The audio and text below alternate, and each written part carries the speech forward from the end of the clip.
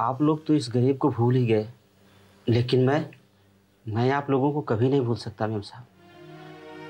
हम तुम्हें कैसे भूल सकते हैं कृष्णा? जो तुमने इस घर के लिए किया है वो शायद ही कोई और करे। कृष्णा, तुम भी इस परिवार का एक सदस्य हो। नहीं तरुण साहब, मैं कहाँ हूँ इस परिवार का एक सदस्य। अगर ऐसा होता तो क्या मैं आज इस घर में नहीं रह रहा होता अपने परिवार वालों के साथ? मैं तुम्हें यहाँ आने के लिए कैसे कह सकता हूँ कृष्णा? मुझे तो खुद नहीं मालूम ये घर हम लोगों का बोझ कब तक उठा पाएगा। और तुम्हें अभय के घर का ख्याल भी तो रखना है कृष्णा। वो घर अब घर कहाँ रहा सुनीति मेम साहब। बस ऑफिस आने के बतौर ही अभय साहब वहाँ आते हैं। अभय कैसा है? वो तो हमेशा खोए खोए से रहते हैं, रात को भी देर से जाते हैं। बस आप लोगों के बारे में कुछ न कुछ सोचते रहते हैं। हमारे बारे में? हाँ मेम साहब, उन्होंने ही तो यहाँ आज भेजा है हमें, यह पूछने के लिए कि आप लोगों को किसी चीज़ की ज़रूरत तो नहीं।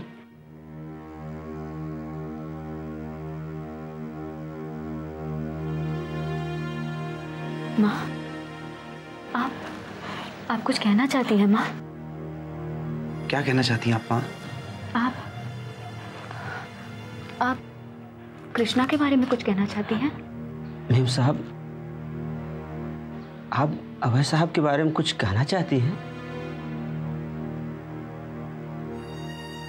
क्या आप चाहती हैं कि अभय साहब यहाँ आए? नहीं कृष्णा, माँ ऐसा कुछ नहीं चाहती, क्योंकि माँ जानती है कि अभय यहाँ कभी नहीं आएगा। अभय से कह दो कि हम सब ठीक हैं और वो हमारी चिंता ना करे।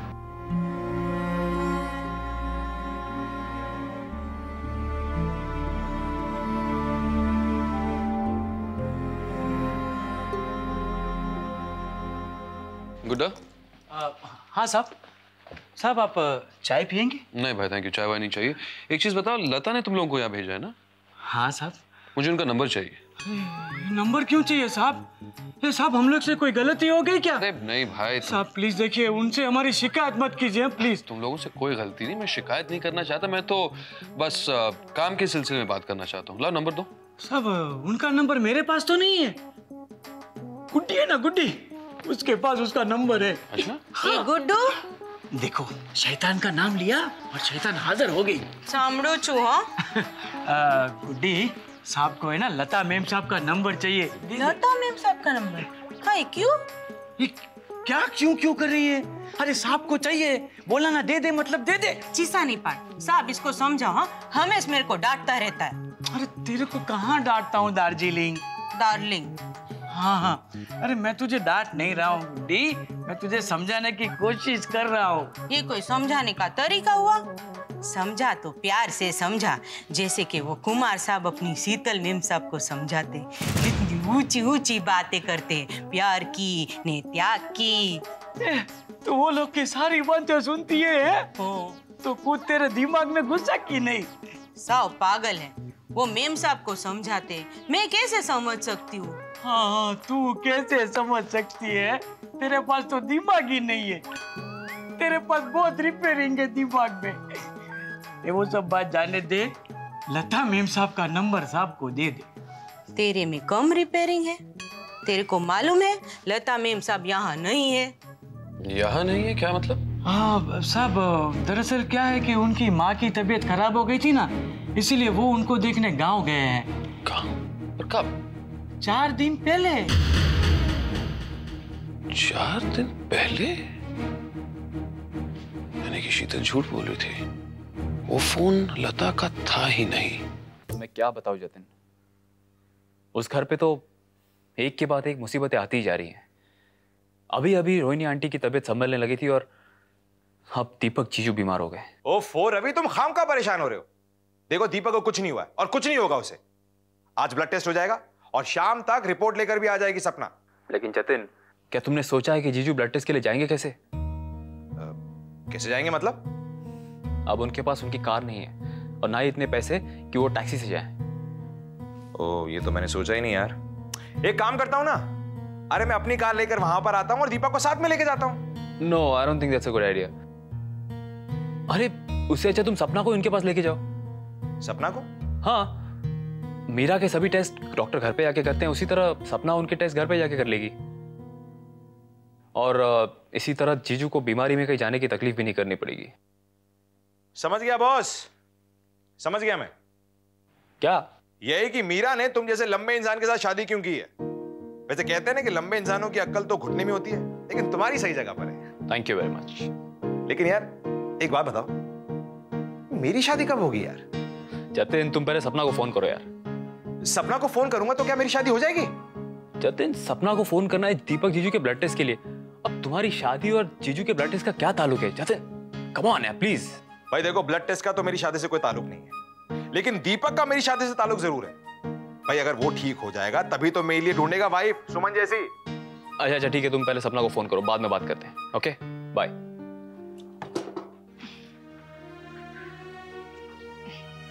माँ लीजिए आपकी चाय। माँ देखा आपने अपनी बहू को, कितनी पागल है। ब्लड टेस्ट इसके जीजू का, डॉक्टर ने उन्हें खाली पेट रहने को कहा है, लेकिन सुबह से ये भी भूखी प्यासी बैठी है। कहती है जब तक शाम को रिपोर्ट नहीं आ जाता ये कुछ खाएगी पिएगी नहीं। अब आप ही समझाइए इसे। दीदी मुझे कुछ नहीं होगा। माँ चलिए आप चाय पी लीजिए। कैसे कुछ नहीं होगा? कल तरुण के इंतजार में भी तूने कुछ नहीं खाया, वैसे भी इतनी कमजोर हो गई है तू। मैंने कहा ना मुझे कुछ नहीं होगा। चलिए माँ। क्या हुआ माँ? मैं ये चाय पी लूं? मैं भी तो वही कह रही हूँ, साथ में बिस्किट भी खा ले। दीदी मैंने कहा ना मुझे नहीं चाहिए। देख सुनीति, जिद मत कर। जब तक तू कुछ नहीं खाएगी माँ भी कुछ नहीं खाएगी, और जब तक माँ कुछ नहीं खाएंगी उन्हें दवाई नहीं दी जा सकती। इसलिए मैं कह रही हूँ खा ले कुछ।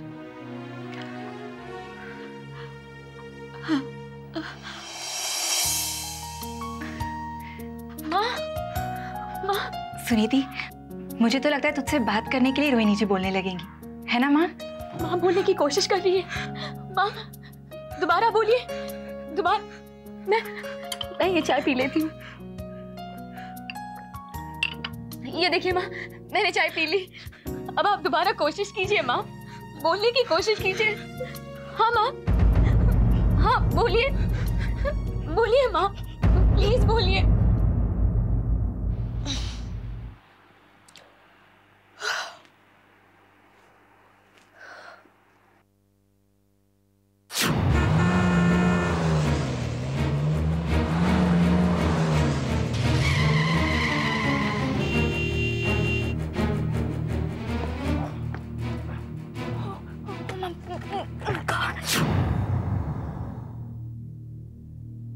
आप अंदर तो आइए। नहीं अंदर नहीं। डोंट वरी, मैं एक शरीफ आदमी हूँ। नहीं, वो तो आपको देखकर ही पता चल गया था। लेकिन क्या? आपने अपना नाम नहीं बताया। तरुण। तरुण? मेरा नाम इतना फनी तो नहीं है। नहीं, एक्चुअली मेरे मॉडल का नाम भी तरुण है। वैसे कोई है तो नहीं, सिर्फ मेरी इमेजिनेशन है। Actually I am a fashion designer, लेकिन अभी तक किसी के लिए कुछ डिजाइन नहीं किया है। क्यों नहीं? वो मुझे बात करनी नहीं आती। आप अच्छी भली तो बात कर रही हैं। नहीं, आप समझे नहीं। वो मैं बात करते करते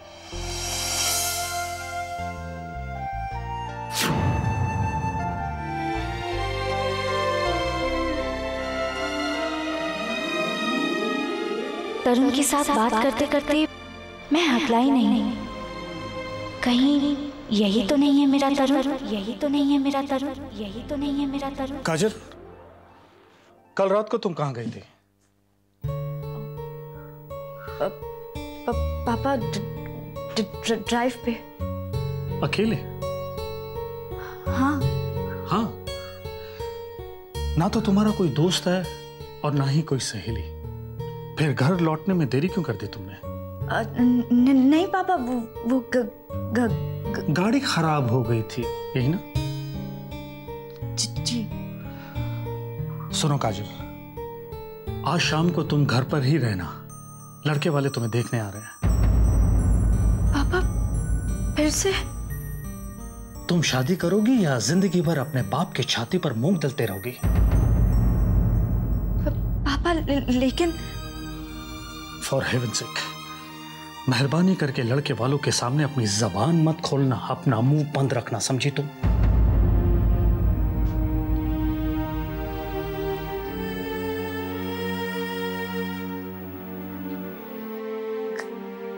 कब तक अपना मुंह बंद रखूंगी पापा? जब तक आपके पैसे लड़के का मुंह बंद रख सकेंगे तब तक ना।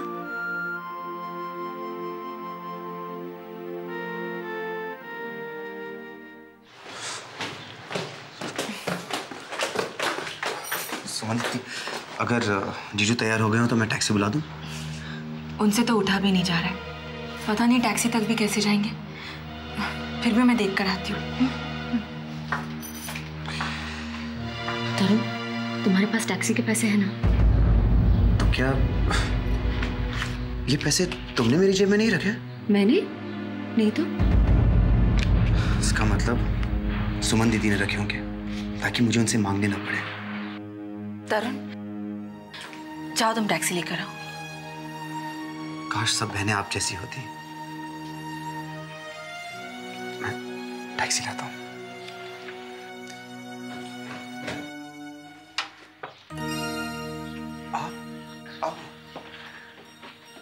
दीपक की तबीयत कैसी है अभी? बुखार तो अभी भी नहीं उतरा, पर हम तो तुम्हारे पास आने वाले थे और तुम यहाँ। मैं बताता हूँ। दरअसल मैंने सोचा कि अगर दीपक इनके पास जाएगा तो उसे तकलीफ होगी, इसलिए मैं ही नहीं यहाँ पर लेकर आ गया। मतलब कि आप ब्लड सैंपल ही लेंगी? हाँ, दीपक ने कुछ खाया तो नहीं है ना? नहीं। वैसे इनकी शक्लें देखकर तो ऐसा लग रहा है कि जैसे इन लोगों ने कुछ खाया पिया नहीं। हमारी तो जैसे भूख ही मिट गई है। मैंने भी सुबह से कुछ नहीं खाया है। ओहो, तो तुम्हें भी दीपक की उतनी चिंता है जितनी सुमन को है? मुझे नहीं, दरअसल मुझे तो वक्त ही नहीं मिला। कहाँ है दीपक? आइए।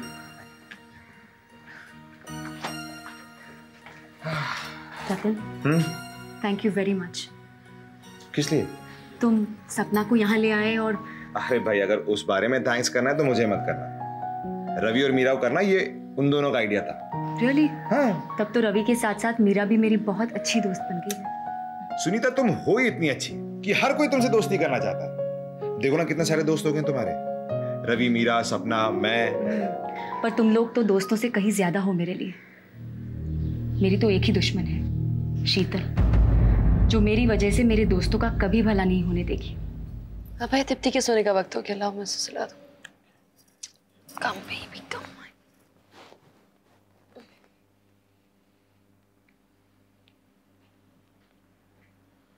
कब है? तुम मुझे क्या कहना चाहते हो? तुम्हें कैसे पता कि मैं तुमसे कुछ कहना चाहता था? मुझे ऐसा लगा कि तुम शीतल के यहाँ से जाने का इंतजार कर रहे हो। समझदार हूँ।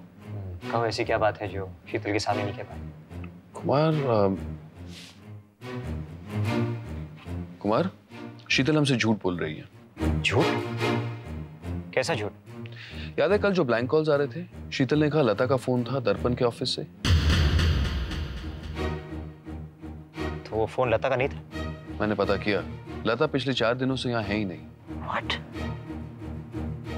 तो फिर किसका फोन था? ये तो हमें पता करना पड़ेगा कि वो फोन किसका था। शीतल हमें क्यों नहीं बता रही कि वो किससे बात कर रही थी? लेकिन ऐसा कौन हो सकता है? यही तो हमें पता करना होगा कुमार कि शीतल किससे फोन पर बात करती है, वो किसकी आइडेंटिटी हमसे छुपा रही है। कहीं ये राज उससे तो नहीं जुड़ा जो उसे मार डालना चाहता है।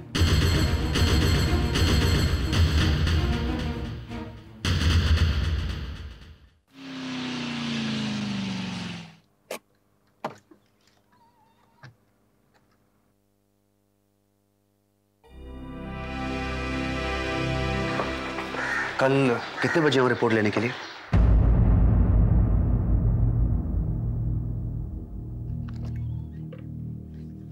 तुम्हें तकलीफ करने की जरूरत नहीं है तरुण। जब रिपोर्ट तैयार हो जाएगी तो मैं खुद ही लेकर यहाँ आ जाऊंगी। सपना, तुमसे एक रिक्वेस्ट करनी है। अगर रिपोर्ट में कुछ भी ऐसी वैसी बात निकली तो प्लीज सुमन दीदी को कुछ मत बताना, वो बर्दाश्त नहीं कर पाएंगी। तुम तो बर्दाश्त कर लोगे, लेकिन तुम्हें तो आदत है बर्दाश्त करने की। सुनीति प्लीज, ऐसा सोचो भी मत कि रिपोर्ट में कोई ऐसी वैसी बात निकलेगी, वरना मैं तो रिपोर्ट बना ही नहीं पाऊंगी। आखिर दीपक, मेरा भी तो कुछ लगता है। भगवान करे तुम्हें अच्छी रिपोर्ट ही बनानी पड़े। तुम लोग चिंता मत करो, रिपोर्ट तो वैसी ही बनेगी जैसा मैं चाहूंगी। अभय कहाँ है? वो अभी अभी गया। आज फिर एक बार मुझसे कहे बगैर चले गए। नहीं, उसने सोचा कि अगर वो कमरे में आता तो तृप्ति जाग जाती। आप मुझे झूठी तसल्ली दे रहे हैं ना मिस्टर कुमार? कभी कभी दूसरों की भलाई के लिए झूठ बोलना पड़ता है। मगर तुमने किसकी भलाई के लिए झूठ बोला शीतल? मैंने? हाँ तुमने। मैंने क्या झूठ बोला आपसे? मुझसे नहीं, तुमने अपने पति से झूठ बोला। और पति पत्नी के रिश्ते में झूठ की कोई गुंजाइश नहीं होती, क्योंकि वो रिश्ता एक खुली किताब की तरह होता है, जिसमें रोज एक नया पन्ना जुड़ता है, और वो हर नया पन्ना तभी मतलब रखता है जब उस पर सच लिखा हो। वही तो मैं कर रही हूं। तुम ऐसा नहीं कर रही। अगर तुम ऐसा कर रही होती तो अपने पति को कभी झूठ नहीं बोलती कि वो फोन लता का था, जबकि वो फोन लता का था ही नहीं। शीतल, एक तरफ तुम चाहती हो कि अभी भी तुमसे उतना ही प्यार करे जितना तुम उससे करती हो, वो सुनीति को भूल जाए और हमेशा हमेशा के लिए तुम्हारा हो जाए, तुम्हें पत्नी के रूप में अपना ले। और दूसरी तरफ तुम पत्नी धर्म निभाने में धोखेबाजी कर रही हो। मैंने अभय को कोई धोखा नहीं दिया मिस्टर कुमार। तुमने उससे झूठ बोला, ये धोखेबाजी नहीं? वो मेरी मजबूरी थी। कैसी मजबूरी? वही मजबूरी जो बार बार मेरे सामने आकर मुझे बुरा बनने में मजबूर कर देती है। क्या शीतल? सुनीति। सुनीति नाम है उस मजबूरी का। न जाने कब मेरा पीछा छोड़ेगी, कब निकलेगी मेरी जिंदगी से। तुम्हारा मतलब है वो फोन सुनीति का था? नहीं, वो फोन सपना का था। सपना? डॉक्टर सपना मित्तल, जो सुनीति की जीजा को चाहती है, उसे पाना चाहती है, और जिसके लिए वो मेरी मदद चाहती है। और तुम उसकी मदद कर रही हो, इसलिए तुम चाहती हो कि अभय को इस बात का पता नहीं चले कि तुम सपना को जानती हो। मगर कब से जानती हो तुम सपना को? कई सालों से। हम दोनों स्कूल में साथ में पढ़ते थे। तुम्हारे बैकग्राउंड के बारे में पता लगाते हुए किसी भी सपना का कोई जिक्र नहीं था। वो मिस्टर कुमार, हम कई सालों से मिले जुले नहीं थे, इसलिए। इसका मतलब है तुम दोनों अलग हो गए। लेकिन जब दीपक के खातिर वो इस शहर में आई, तब वो मुझसे मिली। कब? कितने अरसे से? बस कुछ 3 हफ्ते पहले। 3 हफ्ते पहले? हाँ, दिवाली के कुछ दिन बाद ही। और दिवाली के बाद ही तुम पर कातिलाना हमले शुरू हुए। आप कहना क्या चाह रहे हैं मिस्टर कुमार? वही जो मैं सोच रहा हूं। सपना का तुमसे दोबारा मिलना और तुम्हारी जान पे हमले होना, क्या ये दोनों बातें जुड़ी तो नहीं है?